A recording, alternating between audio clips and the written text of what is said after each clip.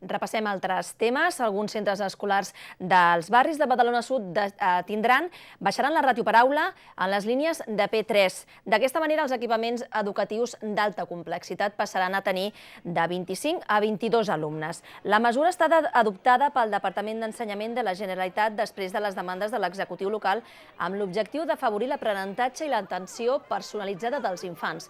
També ha estat possible gràcies a la baixada de la natalitat que fa que aquest any hi hagi 200 infants menys per matricular-se a P3. La comunitat educativa es mostra satisfeta per l'acord, ja que creuen que unes aules menys massificades milloraran la qualitat educativa.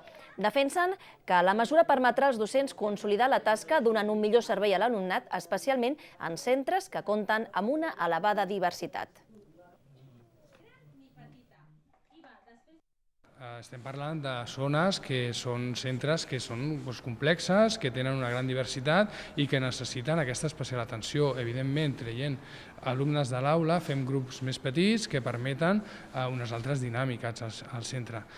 Una altra lectura, i crec que és molt positiva, és que si abaixem les ràtios d'aquests centres, també estem baixant la possibilitat que aquest centre tanqui aquesta línia.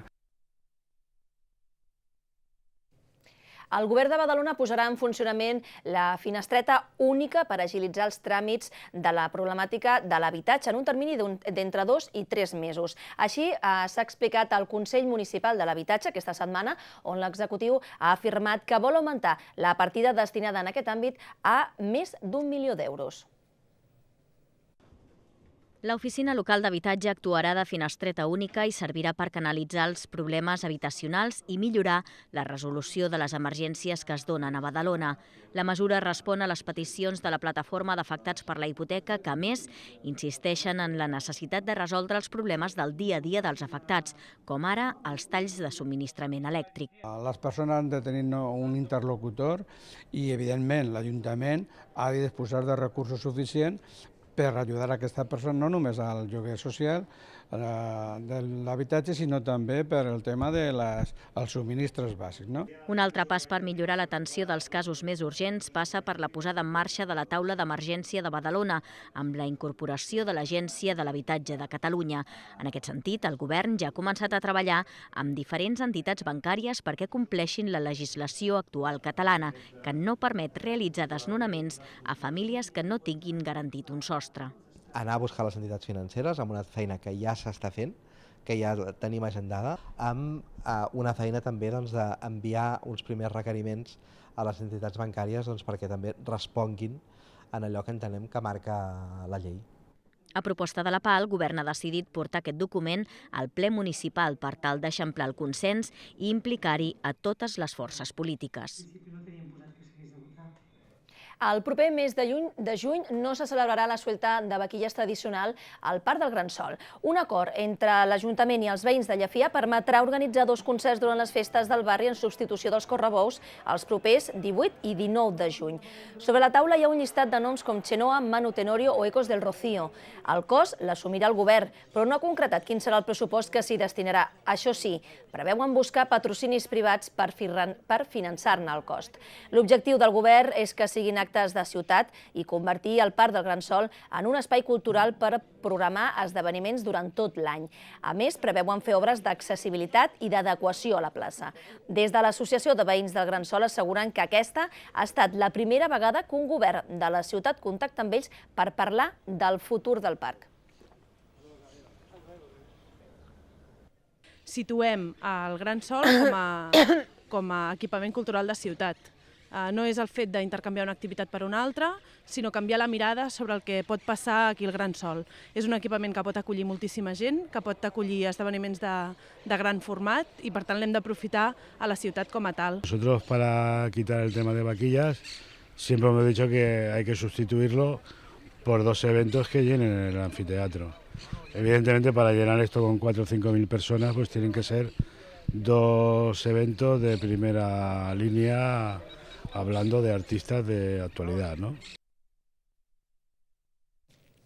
El Club Joventut ja té enllestida la llicència per tornar a fer concerts al Palau. A falta de rebre el vistiplau de bombers i de l'Ajuntament, el Joventut ha assumit el cost de modificar les mesures de seguretat de les instal·lacions, una condició requerida pel consistori. Així ha incrementat les sortides d'emergència de 4 a 7, el que permetria poder acollir a pista un miler de persones.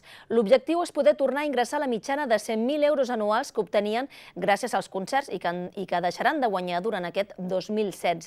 Pel que fa a la situació econòmica del club, la penya ha explicat que l'Ajuntament té un deute de 20.000 euros per l'ús del Palau el passat mes de novembre, un deute que el govern està mirant de liquidar. Segons un conveni entre el Club Joventut i l'Ajuntament de Badalona, el govern local pot utilitzar gratuïtament les pistes del Màgic i el Palau Olímpic 10 dies l'any. Fonts del club asseguren que el consistori s'ha de fer càrrec només de les despeses de manteniment posterior a l'esdeveniment que organitza, com són la neteja, la il·luminació o el so.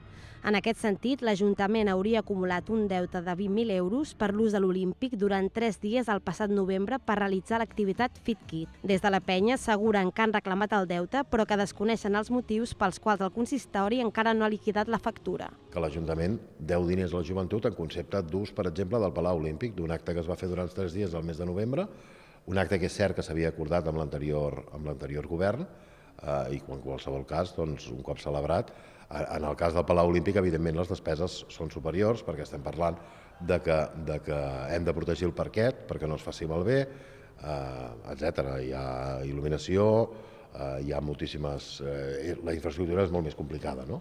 Respecte a aquest deute, el govern local ha explicat que es tracta d'un esdeveniment que va pactar l'anterior executiu amb la penya sense reservar-hi una partida econòmica. Per aquest motiu, diuen, estan mirant de solucionar-ho amb intervenció perquè el Joventut no surti perjudicat.